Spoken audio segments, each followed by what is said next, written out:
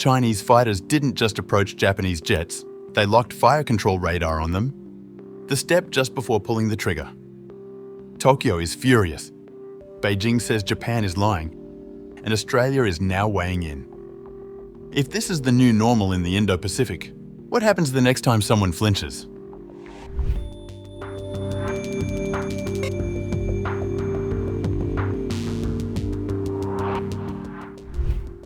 A dangerous military encounter unfolded in the waters of southeast of Okinawa on December 6th when Chinese naval fighters conducted fire control radar locks on Japanese combat jets in what Tokyo is calling an unprecedented escalation. Japan's defense ministry revealed that J-15 fighters launched from the aircraft carrier Liaoning performed 2 separate radar targeting incidents against jet that was scrambled over the Chinese aircraft's airspace intrusion. Japanese Defense Minister Shinjiro Koizumi denounced the actions as dangerous acts exceeding safe flight operations and confirmed Tokyo had lodged formal protests with Beijing. Yesterday, there were 2 incidents where Chinese military aircraft directed radar at Japanese Self-Defense Force aircraft. Such actions go beyond what is necessary for safe flight and constitute dangerous behavior. We lodged a strong protest with the Chinese side and firmly demanded measures to prevent such actions from recurring. The first lock occurred between 4:32 p.m. and 4:35 p.m. local time for approximately 3 minutes, followed by a second between 6:37 p.m. and 7:08 p.m. lasting roughly 30 minutes. Fire control radar illumination represents one of the most threatening moves a military aircraft can execute, signalling preparation for weapons engagement and forcing targeted aircraft into evasive maneuvers. This marks the first time Japan has publicly accused Chinese military aircraft of using fire control radar against its forces, though a Chinese warship targeted radar on a Japanese destroyer in 2013.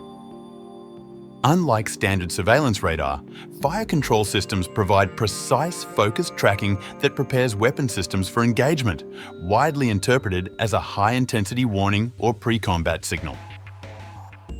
Beijing swiftly rejected Tokyo's account, with Chinese Navy spokesman Wang Shuimeng claiming the Liaoning was conducting routine flight training in previously announced designated areas when Japanese self-defense forces approached and created disturbances. Japan's hype is completely inconsistent with the facts. We urge Japan to stop the slander immediately and restrain frontline activities.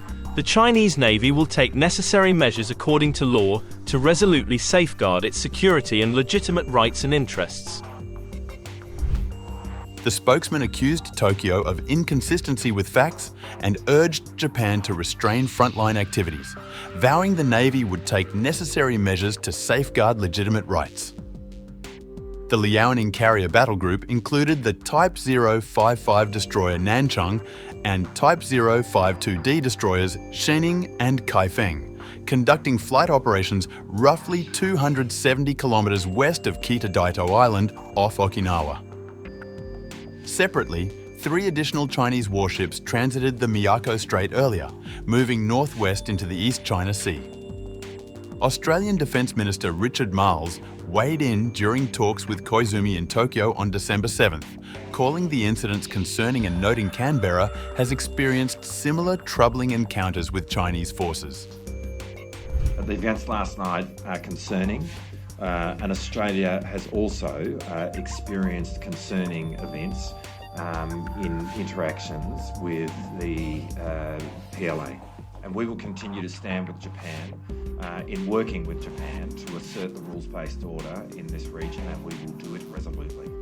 And both the Defence Forces of Japan and Australia are engaged in the work of asserting the global rules-based order, which is fundamentally important for the peace and security of the Indo-Pacific and for the maintenance of a free and open Indo-Pacific.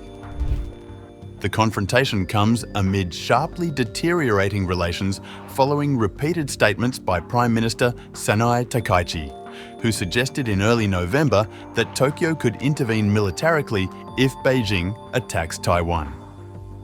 The Saturday incidents represent the most serious military run-ins between Chinese and Japanese forces in years, likely to further inflame tensions between neighbours whose relationship has grown increasingly strained over Taiwan and territorial disputes. No personnel were injured and no aircraft damaged, but the encounters underscore the growing risks of miscalculation in contested waters, where great power competition plays out daily through increasingly aggressive military posturing.